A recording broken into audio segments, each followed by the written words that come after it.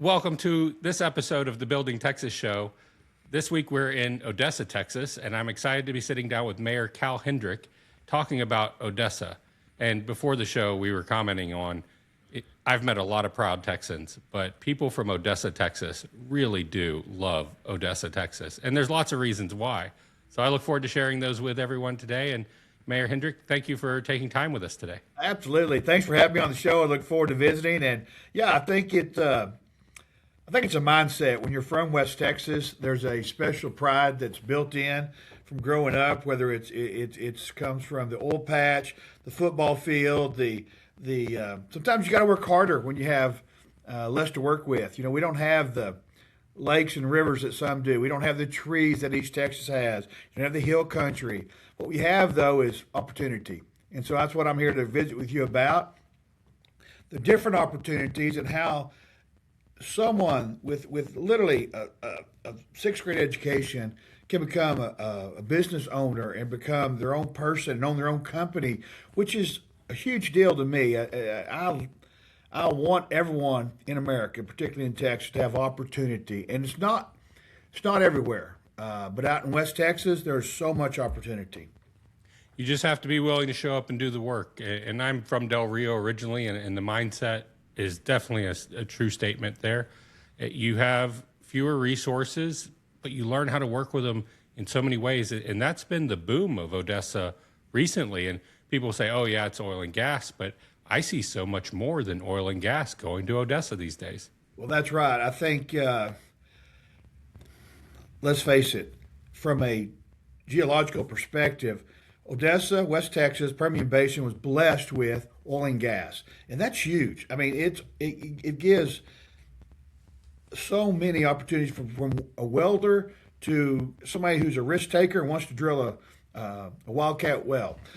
But that's not just oil and gas anymore now. And again, we all have different views of green energy. I feel like someday there will be it'll be a really viable source, but right now it's just difficult to produce. But by the same token, we have wind, we have sun. So it's a great place for those alternative sources to be explored. We also have geothermal. We have, quite frankly, I'm big on nuclear. I know that sounds crazy, but some of these new power plants, they're small, they're efficient.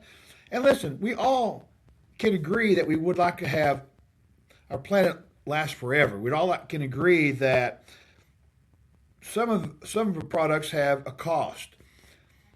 But the truth is, it's the only source of energy that's dependable 24/7. Someday, maybe we'll have a better source or a cleaner source, if you will. Right now, I think you'll find some of the most innovative techniques going on to make our energy safer, to make it cleaner, to make it more viable. And so that's creating its own sub-industry. Those that are willing to, how do we do it better? The days where you put a hole in the ground and it flows out in the sky like the movie Giant is great visually, but it's not efficient. It's not smart. We're at a point now in technology where we're able to do all those things clean and more efficient. And so the energy industry itself builds on efficiency. So, but I want to explore, we have so much natural gas out here. I'm having a hard time understanding why people don't, when I say people, well, these New York investment firms, why aren't they buying big turbines? And the gas that we flare up at night and just burn off because we have so much of it, it turns big turbines all day long, all night long, and produce power not only for West Texas, but for Texas as a whole and the nation. We saw during, I call it Stormageddon, right? The ice storm that a few years ago that just was catastrophic to so many people. And listen, we're just, one failure away from a catastrophic event. And so why don't we have more reliable sources of energy? The wind won't always blow. Sun won't always shine. You got to move oil and gas down pipelines. But man, there's some things I think that we need to explore as a people. So we just have better supplies of energy for the nation. I've seen you have UT Permian Basin, and there's a lot of innovation coming. They have an entrepreneurial course that they're bringing out there to do just that. I've seen a company called Kodiak is there with autonomous trucks. Odessa and West Texas really allow for that innovation to occur. And I am proud to say that oil and gas companies are investing in those programs and that innovation to make it cleaner, to make it safer, to make it, as you said, a solution for the country, because it already is and has been. Winter Storm Uri a lot of that was the result of power plants being offline and in maintenance that could have been, with more capacity, we'd have more options. And That's right. And it's not necessarily more transmission lines, and it's just smarter point of use. So energy is a big piece of your economy, but I've also seen hospitals coming out into that district. I've seen universities and academic stuff happening out there. And then there's always the fun conversation between what's Midland and what's Odessa. And that's a deep divide, but I drove out there recently and it's getting closer. It's hard to see the difference as much. Yeah, if you go back, say 50 years, my grandparents' generation, they wouldn't eat dinner in Midland, right? And Midland wouldn't cross. I mean, it was crazy. It was born by both competition on the football field, on bands, on academics, on everything. Now, I like to say we're a gentler, kinder people. And for example, Mayor Lori Blong over in Midland, her and I become close friends, and we see our communities growing together. You see, for example, UTPB is in Odessa, and yet we're expanding the new engineering department. It's called the Seed Building out on 1788. And Midland's growing west, Odessa's growing east. There's a large part of Odessa in Midland County. And we're going to continue to grow together towards the airport, and we're eventually become one city. But as you said, it's not just about the energy, although that's huge out here. It's about, listen, we've got Odessa College, one of the finest junior colleges in the nation. You got Midland College also doing fantastic work. You got UTPB in the middle. And so you got Texas Tech coming out here with their nursing program, with their interns for their medical department. And so I think every regional place across Texas is going to continue to grow. When you have the towns like Crane and Andrews and Pecos and Monahans, there's people that live there and they get sick too. And there's sometimes it's harder and harder to get doctors or other professionals to those smaller towns. So they migrate into Odessa or Midland. And so we're building a medical community that's fantastic, from cancer, to orthopedic surgery. And now we're having a behavioral hospital built, again, right at 1788. That's going to be a giant project called Beacon. It's going to be gigantic. Listen, I'm convinced with all the gun violence we've seen the last day or two, Right. Mental health is a problem, okay?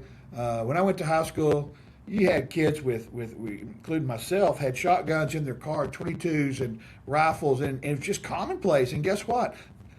Nothing ever happened, because after school you'd go out and you'd shoot, or you'd go dove hunting or rabbit hunting or whatever. No one ever got shot. But nowadays, the thing in Australia, the thing at Brown University, it just breaks my heart. And so, to me, it's not the gun. It's like, not the bottle of alcohol that caused someone to drive drunk.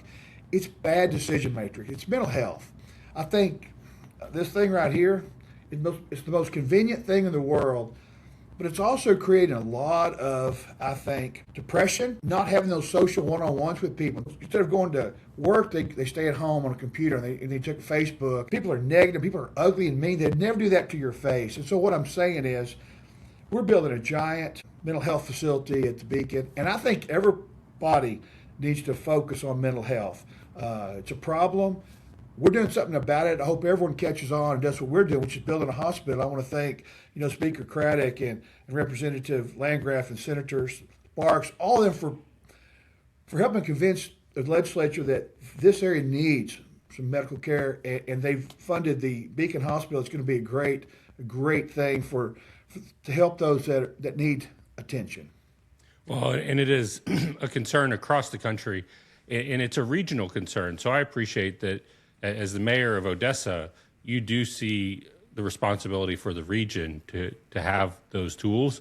And I'm certain you see it in your law enforcement policy as well, and everywhere that we have seen it show up. And we can say in the COVID era, we've really seen that get more attention.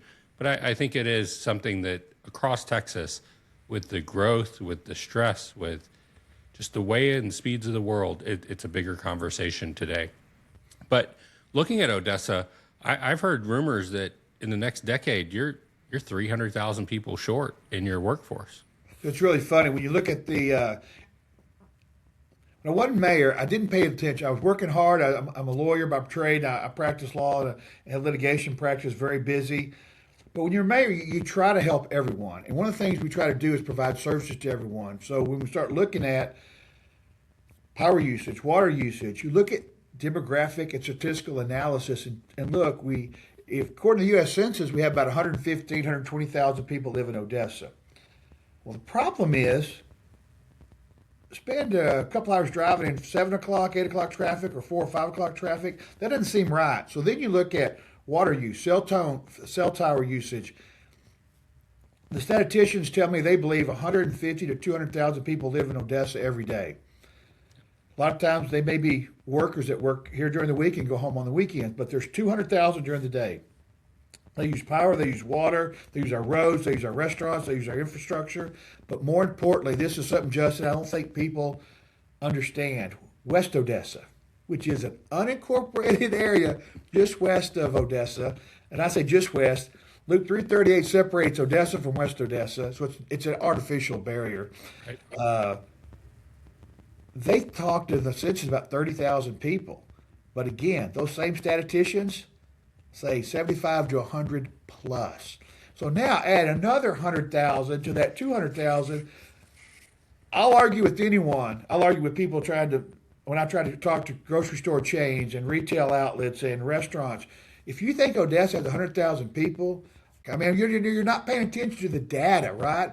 The data says otherwise. It says, no, there's 300. You add Midland in there. Now you've got 600 plus thousand. So what I'm saying is Odessa, Midland, Permian Basin is exploding. And part of the reason is because there's so much opportunity with jobs, with opportunities you can't find in Dallas or Houston. Man, let's just say you graduated from law school. You got a job in Odessa or Midland. I mean, it's a snap of a finger, but you're a welder, you're a plumber, you're an electrician. You have a job as well. I don't care. A business. Yes. If you're in the trades, you should be starting a business in Odessa because there is so much demand for the trades. I'm glad you said that, Justin, because you're exactly right. HVAC, plumbing, electrical, all the building trades.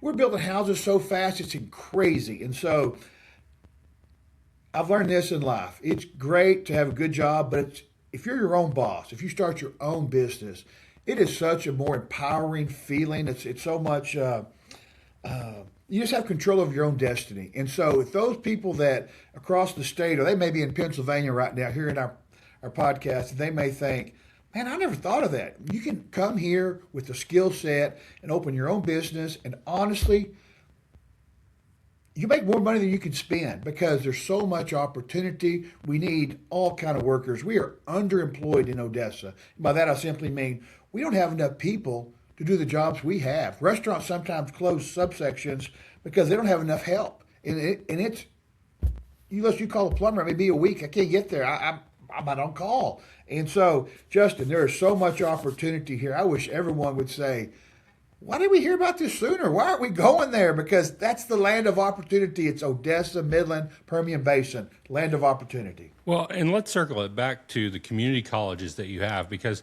you don't have to have that skill, that trade yet. You can come out there, work at that restaurant, go to the community college locally, and become the plumber, become the electrician. So if you're a high school kid, a recent graduate, somebody going through a job pivot, and you have the flexibility to say, well, let's go see what's in Odessa, there are some great opportunities to just set up and start working. Justin, you couldn't have said it better, but now throw in HVAC, truck driving, entrepreneurial classes, cooking classes. You can become a chef there. And so, wow, it's not just, although that's critically important, welding, plumbing, that's critical, but so are entrepreneurs. So are people that want to become bakers or chefs or truck drivers. There's so much opportunity. Well, you're one of, I think 3 spaceports, and it's at the Midland airport, but you have the spaceport there, and talking about the regional impact of that, you're getting a lot more innovation. You're getting the rocket engineering. You're getting data scientists. You're getting the modern economy. It's not 50 years ago, you're out in West Texas on an island. With connectivity, Odessa and New York aren't that far apart. There's a lot of investment dollar running through Odessa or coming out of Odessa going to New York. That how does that get reinvested, and what does that look like? And Yeah, I've had people call me from Mexico, from Monterrey, from Spain, from New York. How can they want to invest here? What can we do? How do we get involved? And honestly, I sent them to Renee Earls at the Chamber of Commerce, Tom Mansky at ODC, and the folks there, because Odessa Development Corp have their fingers, so to speak, in the economic pie more so than I do. Right? I'm the mayor, but I let everybody stay in their own lane, so to speak, and that's not my lane. But by the same token, there's so much opportunity. You can honestly, I've had people call me, "Can I buy plumbing companies? Can I just buy them, start my own big giant?" Yeah, you can. They're for sale. I mean, people will sell them to you because they want to get somewhere where it's hot, economically speaking. That is where right, people are churning, because the salaries here are great. In the oil field, it fuels it. So because the oil field salaries are so high, it then translates into, well, then the retail's higher. Well, then your restaurants are higher, and so it affects all industries. And I think it's a place that if you want to do well as an individual, you can and you should come here. But if you're an investor, man, don't you want a return on your investment? Isn't that the whole point of their exercise? Listen, there's other places in Texas. I love them, by the way, love them. But they don't have that opportunity. They just don't. right. It's a different place. And so we have, like you said, we have a spaceport. Why? Well, because we have giant open skies. We have tons of acreage. We have water. We have power. We have things that industry needs. And so it's a logical place. And it was ignored. Why was it ignored? Well, because we were, think about it, 30 years ago, we didn't have cell phones. We didn't have nowadays, we're one click away. We're one call away from Russia, from Europe, from Australia, from wherever. Because the fact is, we're all interconnected much closer because of the internet, because of the speed at which our internet goes, but because of, now we have such better flights. We have an international airport. I mean, crazy. Right. But this place is blowing up, but in part because why? We have the energy. Energy is critical. Well, and I think Odessa was self-sufficient for so long because of oil and gas energy industry. It really built a foundation that is ready to grow so much further in the next 50 years. You're outside of the traditional Texas triangle thinking of growth, but you have the room to grow. You're probably better situated on water than other parts of the state just because of the nature of geography. But I see Odessa becoming a brand across the country, and it's fun to celebrate that. It's one of the reasons that we're enjoying talking to mayors across the state, because you do get to be the promoter for your city. But oftentimes I think your city sometimes forgets it's a volunteer role in a lot of ways, and they say, well, the mayor can sort this out. A little bit of a civics lesson for us. How does the role of the mayor work in Odessa? Well, that's interesting you say that, because I've given a lot of civic talks lately because of what you just said. I've been asked, when am I putting metal detectors in school? When am I doing this or that? I'm like, I'm not the governor. I'm not the president. I'm not in charge of the world. I have a city, and we have what's called a weak mayor, strong city manager. Our system of governance is that the mayor does sit above council, and that sits above all the city jobs, but you have a city manager, a professional who has a degree, and in our case, a master's degree in public administration. They actually manage the day-to-day affairs of the city. They could, they're head of the finance department, the police and fire and rescue and public works and water, roads.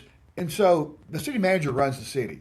What I do is, with the city council's assistance, we kind of set policy. What's the policy? What What do we want to focus on? What's our goals and our desires? And we set strategy, but I'm not in control of it, right? I do the best I can. I mean, I laughed one time. I asked this question. I said, "Well, how much do you think the mayor of Odessa gets paid? 250,000, 500,000. The negative ghostwriter, it'd be $100 a month. And Yep. poor city council only get $10 a meeting, so $20 a month. And the truth is that doesn't pay my gas bill for 1 week of just driving my vehicle to and from meetings. And so maybe it's time we explore that a little. But the point is, it's basically it's a you give of your time because you care deeply about your city, about making it a better place for everyone, not just for this side of town or that. No, the mayor is for everyone. And so my role is, what are we doing? How are we addressing the needs? And again, let's face it, it's one of the critical things I think we want people to recognize. The cities, yeah, we have taxes, and people get all mad about paying taxes, but you got to understand, we're not providing national defense and money disappears and we're funding warlords in Afghanistan. No, our money goes to water and roads and police and fire and parks, and that's about it. So any money you pay in taxes, it's a direct service to the citizens of that city. So we focus hard on how do we have better police, better fire, better roads, better water, and that's all we're focused on. And so those are our fundamental needs, is how do we make sure the citizens have a guaranteed water supply for 50 years, guaranteed that if they go somewhere, the road is smooth. And they're not perfect, don't get me wrong.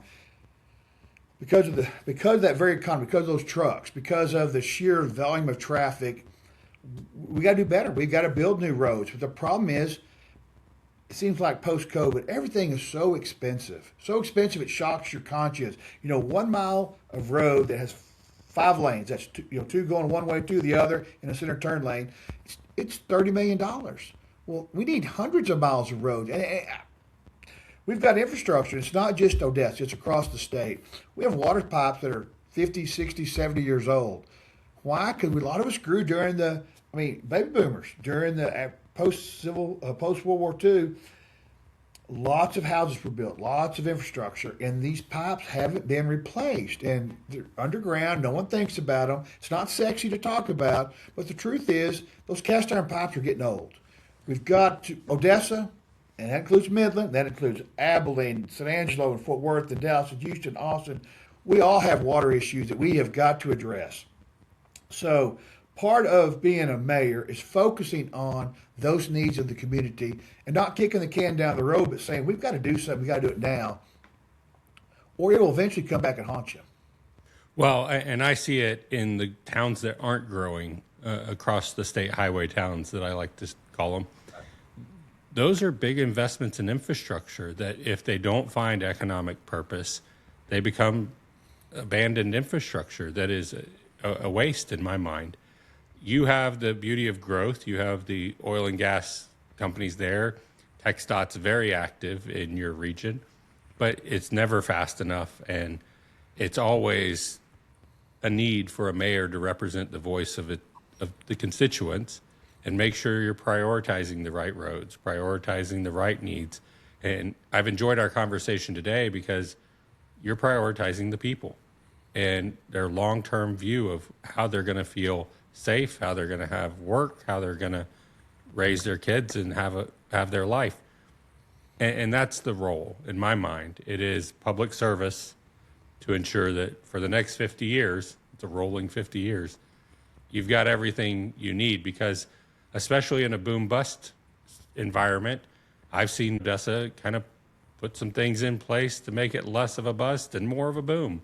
And that takes intention. Well, I appreciate it. And I do think our leadership has been strong, both Odessa and Midland. And I think, but you can't lose focus on those critical aspects of a city. It's kind of boring, honestly. If people really ask me, I don't know what they think a mayor really does. Like he's somehow moving, pieces of on a chessboard, pawns around and knights. And no, it's about working. It's about focusing in. Do we have enough police? Do we have enough firehouses? If the answer is no, then you have to invest. And unfortunately, one firehouse is $10,000-$12,000. You buy an engine, couple fire trucks and an ambulance, it's another $2 to $4 million. Then you have to hire, by the way, 18 to 22 more employees. Well, you throw all that together, it's $25 million. And money doesn't grow on trees, and you know that. And no one wants to pay more taxes. But if someone calls 911, I want that ambulance there to save their life. And seconds count. And so we have to be vigilant as city leaders to say, we can't just save money and bank it and cut taxes and not take care of the people. And some people don't want taxes to increase, and I understand that. But I'm not going to be the guy that didn't take care of people. We're going to build a firehouse, and we're going to staff it. We're going to buy fire trucks. And if someone in that neighborhood has a problem, we're going to save their life. It's not exciting, but it's the right thing to do. And so it's that with water too. You cannot ignore water. I want people to really, I wish people appreciated water pipes and how great they've been, but how important it is that when you turn the faucet on to brush your teeth or take a shower, you have water. And you go to the restroom where you take a shower, that water goes somewhere and it's taken care of. I never thought about it. I'm not going to lie to you, Justin. I just lived for the moment. I did everything. Again, during Storm Uri, you turn the light on, it doesn't come on. It's freaky, right? And so we expect that. We expect that from our city. So we have to be, as leaders, vigilant in making sure that we take care of infrastructure so we don't have problems. When they turn that water on, they have water. Well, and I suspect if they have a lot of questions, a great answer is, have you looked at a master plan? Because cities have the ability to have a master plan, and where there's a city manager, I guarantee you there is a master plan to follow, and it's not a decision next week. It is slow-moving decision-making, but it's intentional, and it's looking out 50-plus years. And so I always encourage friends and family that ask lots of questions to say, have you looked at your city's master plan and gotten those answers and then formed an opinion or formed the next set of questions? So I always want to encourage people. Your mayors are volunteers. Your mayors are really working hard for you. Look at their master plan and then move forward with it. Absolutely. Planning for the future, doing that strategy is critical. In fact, that's why in January we're sitting down with all city council and our city leadership, and we're going to talk about strategically, where are we? How old are some of we found out some of those plans we have are 10, 12 years old. Well, unfortunately, you have to update those plans. You can't just have them and put them on a shelf. You have to have them, update them, and use them. So that's some of the things people don't think about when they think about city governance. It's not on their mind, but you're right. Having a strategic master plan and then following it, it's the part of what we do. It's just like a game plan for a football game. You just don't go in there and start calling plays. You review the film. You come up with what you think are the best plays for their defenses, and you call those plays at that point in time. So it's about the same way as a coach gets prepared for a big game, so does city council and mayor get prepared for a council meeting and managing its city. Well, Mayor Hendrick, it's been a pleasure to visit with you today. I feel like I know a little bit more about Odessa, but I'm a lot more excited about Odessa and the opportunity for people to come out there, and it's an open invitation. There's some places in Texas where there's not an open invitation, but it is an open invitation for growth and sustainability. You need more people to come out ready to work. So if you're at a pivot in your career, if you're looking for an opportunity, keep Odessa on the map. But Mayor, thank you for spending time with us today. It's been a real pleasure. Thanks, Jesse. Next time you're in town, I'll buy you a taco lunch. How's that? I'll look forward to it. All right. Well, Hispanic Heritage has had Señoritas Hispana, which is a leadership development for girls, for young ladies. And this is the first one, a leadership academy for young men. They will be hearing from mentors. They will be hearing from the mayor of Odessa, from the president of OC. Everybody will have some input in there to talk to them. But also, we will be doing Keep Odessa Beautiful. They'll learn community engagement, actually volunteer. Today we have the Leadership Project of Odessa, sponsored by LULAC, that's helping young men to learn leadership skills, to help them be better citizens. And as part of that, Carol Uraga said, hey, would you mind if we could help pick up trash? And I said, absolutely not. I would love for everyone to participate in picking up trash to help them become better citizens, to help them recognize the problem, number one, and number two, be part of the solution. We neglect to tell boys that their responsibility, it's not just living every day 8 to 5. It's engaging and helping the community grow and helping the community come together to achieve results. And this group of young men are doing a fantastic job. Students from Odessa High, Permian High, New Tech, they've all come out to help clean Odessa up. And it's hard work. You've got to get your hands dirty, but it's something we need to do.